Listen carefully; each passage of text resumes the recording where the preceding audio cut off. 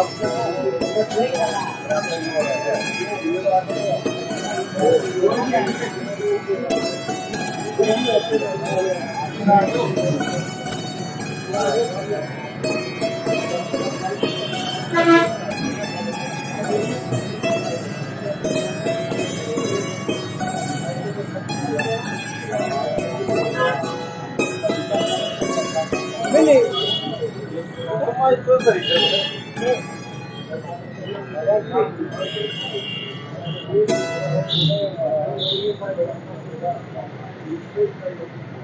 Sir, SC समाज का संयुक्त रूप से धरना आज कौन से दिन में पहुंच गया है और आप लोगों ने प्रेस वार्ता के लिए मीडिया को बुलाया था, तो विषय क्या है उस विषय में बताइए।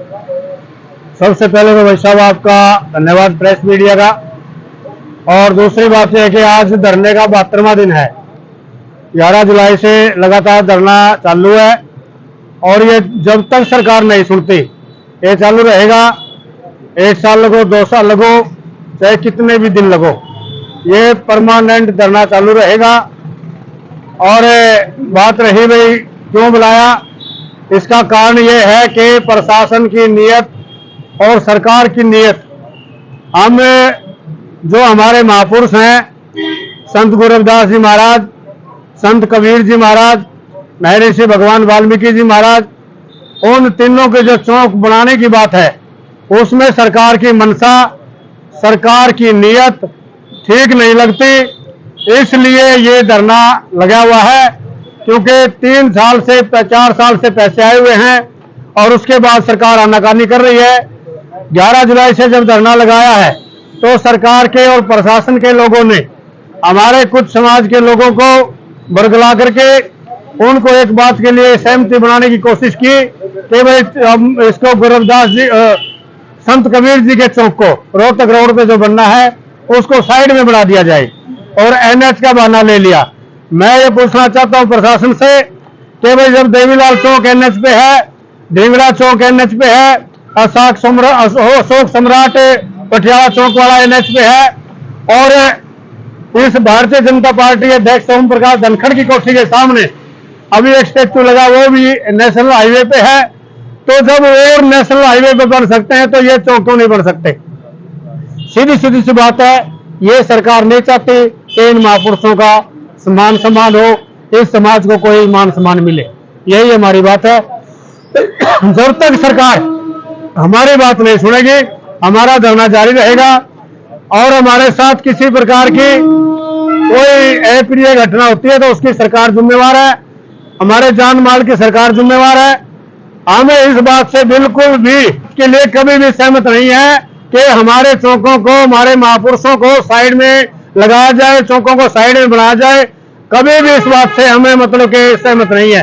हम सहमत है तो हमारे चौक बीच में बने, क्योंकि देश के इतिहास में जो भी चौक बने हैं वो बीच में बने हैं। अगर जींद की बात करें, यहाँ देवीलाल का जहां स्टैचू, यहाँ पर जवाहरलाल नेहरू का स्टैचू था, अब उसको साइड में लगा दिया तो कोई उसको जवाहरलाल चौक निकंदास देवीलाल चौक कहते हैं। इसी प्रकार से घंटाघर पे अग्रसेन की स्टैचू है, वहां पर भी उसको घंटाघर कहते हैं, कोई अग्रसेन चौक नहीं कहता। तो इसलिए ये हमेशा हमेशा के लिए हमारे महापुरुषों का मान सम्मान नहीं चाहते। दूसरी बात, जो एनएच वाली बात है ये बेकार की बात है। अगर सरकार चाहे तो एनएच की क्या बात है, बहुत कुछ हो सकता है। और दूसरी बात यह सरकार नहीं चाहती कि इन महापुरुषों का सम्मान हो। भारतीय जनता पार्टी सरकार हमारे साथ सदा सदा से अन्याय कर रही है और अन्याय करती रहेगी, लेकिन हमारा समाज इनके अन्याय का मुकाबला करता रहेगा। और सरकार ने धरना चौक में साइड के बहाने कुछ शरारती लोगों को हमारे बीच में भेज करके हमारे साथ जो धक्का मुक्की मारपीट करवाई और हमारे 4 आदमियों के ऊपर झूठा मुकदमा दर्ज कराया, और वो चाहते हैं कि ये सरकार का, इनका ये जो मूवमेंट है ये टूटे।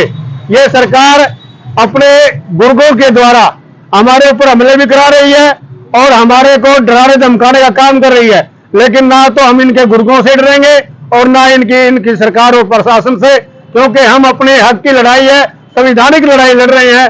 ना कोई हमारा घर का है, ना इसमें कोई हमारे को कोई खुद का हमारा ये नहीं है कि हमारे स्टैचू लगने हैं या बच्चों के रोजगार लगने हैं। ये महापुरुषों के लिए हमारे आन बान शान की लड़ाई है, हम इसको लड़ते रहेंगे। सीमा साहब, कल मुख्यमंत्री के श्री श्रीमान कृष्ण बेदी जी जेल में थे। साइक्लोथॉन जो यात्रा है ड्रग फ्री हरियाणा के निमित्त, आप लोगों का प्रतिनिधिमंडल उनसे नहीं मिला अपनी मांगों के पूर्ति के लिए? बंसाल साहब, जब सीएम से मिल लिए, डिप्टी सीएम से मिल लिए, डिपार्टमेंटली मंत्री से मिल लिए, जींद के विधायक से मिल लिए, जींद के प्रशासन से मिल लिए, तो उसकी सुनता कौन है? कौन सुनता है उनकी?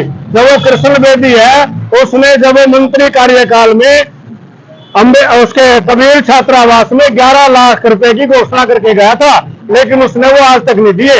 ऐसे आदमी को मिला जाए कि ना मिला जाए, आप ही बताएं। तो इसलिए हम उनसे नहीं मिले, उनसे मिलने का फायदा ही नहीं है। और उसके पास पैसे लेने के लिए, उनके रिक्वेस्ट करने के लिए गए, तो उसने कहा कि तुम क्या सोचते मैं हार जाऊंगा? मैं नहीं हारूंगा। और उसके बाद जब उसके दोबारा गए, उसने कहा मैं तो हार गया, अब मैं पैसे नहीं दे सकता। ये कोई आदमी है? इनकी जबान है कोई? क्या है कृष्ण बेदी? आपका शुभ नाम? मेरा नाम धर्मपाल सिंह महाराज जी। जो ऐसी समाज एकता मंच का संयुक्त मोर्चे का जो धरना है, उसकी अध्यक्षता आप कर रहे हैं जी। तो क्या रूपरेखा आपने बनाई है, क्या रणनीति बनाई है, किस प्रकार से आप ऐसे समाज के महापुरुषों के चौकों को निर्माणाधीन विषय को अमली जामा पहनाएंगे, उसको किस तरीके से अपनी मांगों को पूरा करवा पाएंगे जिला प्रशासन और सरकार से? पत्रकार बंधु, आज 72वां दिन जो होना इस धरने को चलते हुए हो गया, और ये धरना जो होना हरियाणा सरकार या प्रशासन ये ना सोचे तो इसकी कोई सीमा है। जब तक हमारे महापुरुषों, तीनों महापुरुषों के जब तक स्टैचू नहीं लगेंगे और चौकों के अंदर लगेंगे, हमारे को ये पता लग गया था कि मतलब जो है ये चौक साइड में बनाए जाएंगे, लेकिन ये चौक साइड में नहीं लगेंगे, ये चौक जो है ना बीच में लगेंगे। और इसके लिए तीनों समाज जो है ना सक्रिय, तीनों समाज बैठे हैं। चमार हमारे विधायक भाई, वाल्मीकि भाई, तीनों समाज जो है ना सक्रिय है। और जब तक ये स्टैचू नहीं लगे, जब तक ये समाज मतलब जो है ना इसी तरीके से धरना देता रहेगा। और प्रशासन ये भूल ना करे कि स्टैचू जो है ना इसको साइड में लगाया जाए। तो आपका शुभ नाम? सुभाष झा जी। हाँ जी, कमल चौहान जी के धरने को आज 72वां दिन है जी। किस प्रकार की रणनीति आप लोगों की है, किस प्रकार से अपनी मांगों को पूरा करवा पाएंगे? पत्रकार बंधु, आपको भी पता है, मुझे भी पता है, सरकार को भी पता है। जैसे किसानों का आंदोलन चला था, वो 13 महीने आंदोलन चला, आखिर सरकार को मजबूर होना पड़ा। हम उसी तर्ज पे चले हुए हैं।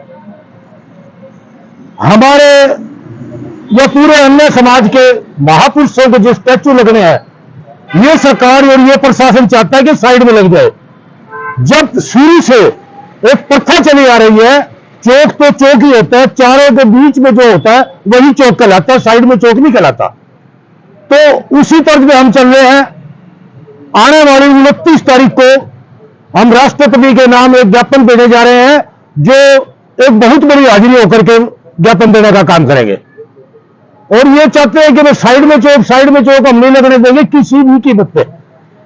ये जो बीजेपी आरएसएस का जो एजेंडा है कि एससी समाज को कैसे खत्म किया जाए, इनके मान सम्मान को कैसे खत्म किया जाए, ये क्रांतिकारी कौम है और बाबा साहब के वंशज है। हम जानते हैं कि लड़ाई लड़ना कैसे लड़ाई लड़ी जाएगी। इसलिए मैं आपके माध्यम से इस सरकार को चेतावनी देना चाहता हूं, जब हम सरकार बना सकते हैं, हम सरकार गिराने का भी काम कर सकते हैं। आने वाली 24 में ये देख लें, ये अनुभव कर लेंगे कि एससी समाज की क्या ताकत है। आपका शुभ नाम? कमल चौहान। श्रीमान जी, मैं आपकी जानकारी के लिए आपके माध्यम से और बताना चाहूंगा, जब पिछले दिनों साइड में चौक लगाने की बात आई, हम वहां मौके पे पहुंच जाते हैं कि कहीं साइड में चौक ना बना दे। तो सरकार के कुछ नुमाइंदे क्या, वो पन्ना प्रमुख और आरएसएस से जुड़े हुए लोग हैं और लोकल विधायक के नजदीकी लोग हैं, जिन लोगों को छोटी मोटी नौकरियां भी दे रखी, उन लोगों ने बीच में आकर के इंटरफेयर किया और हमारे साथ हाथापाई भी करी, लड़ाई झगड़ा भी किया और हमारे खिलाफ ही मुकदमा दर्ज कर दिया। हमने जो एप्लीकेशन लगाई, हमारी एप्लीकेशन का कोई रिस्पॉन्स हमें नहीं मिला। तो मैं सरकार को चेतावनी देना चाहता हूं और इस लोकल विधायक को भी चेतावनी देना चाहता हूं, समय एक सा नहीं रहता, आने वाला समय हमारा भी हो सकता है। ये एक 22% की आबादी है हमारी हरियाणा के अंदर ऐसी कम्युनिटी की, हम वो करके दिखा देंगे। और ये जो मुकदमे दर्ज कराए ना, झूठे मुकदमे दर्ज, हम मुकदमे से डरने वाले नहीं है, क्रांतिकारी लोग हैं। मुकदमे के अगर बुलडोजर भी चलाने की बात आई ना, वो भी हम देख लेंगे बुलडोजर कैसे चलाया जाता है। तो मैं चेतावनी देता हूं आपके माध्यम से इस सरकार को और इस लोकल विधायक को, भाई आपने जो करना है वो करके देख ले, हमारा जब समय आएगा हम भी करके दिखा देंगे। जय भीम। जी प्रधान जी, एससी समाज का संयुक्त मोर्चे का जो धरना है, महान पुरुषों की मूर्तियां हैं, उनको लगवाने के लिए चौकों पर 72वें दिन में आपका ये धरना पहुंच गया है। तो किस प्रकार से एससी समाज विभिन्न दलगत राजनीति से ऊपर उठकर अपनी मांगों को पूरा करवाने के लिए क्या रणनीति बनाएंगे? देखिए पत्रकार महोदय, पहले तो मैं आपका धन्यवाद करता हूं जो कि अपना कीमती समय निकाल करके जो हमारे बीच में पहुंचे इस एससी समाज के बीच में। तो इसके साथ साथ मैं कहना चाहूंगा कि जो 72 दिनों से धरना चला हुआ है, वैसे बड़ी शर्म की बात है सरकार के लिए।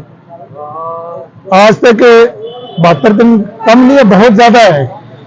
और मैं मानता हूं कि सरकारों के लिए ये स्टैचू, 3 स्टैचू लगवाने हैं, ये कोई बड़ी बात भी नहीं।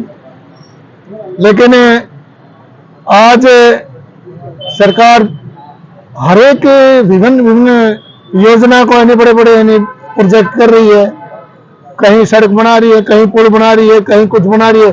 लेकिन इन स्टैचुओं में पता नहीं क्या अड़चन आई हुई है सरकार में। अब कोई पता नहीं कभी स्टैचू बनाने से सरकार ना बन खस्ते में आ जाए, लेकिन ये बना देनी चाहिए। फिर उसके बाद स्टैचू भाई कोने में लगाना, ये भी अनदेखी बात है, क्योंकि कोने में लगा दिया। जैसे ये हाईवे रोड है, अगर हम भी यहाँ लगाएंगे, यहाँ कौन देखेगा? अगर बीच में नहीं इसका चबूतरा बनाया जाए तो हर एक उधर से भी उधर से चारों तरफ के आते जाते हैं उसका महान आत्मा का स्टैचू का पता लगेगा।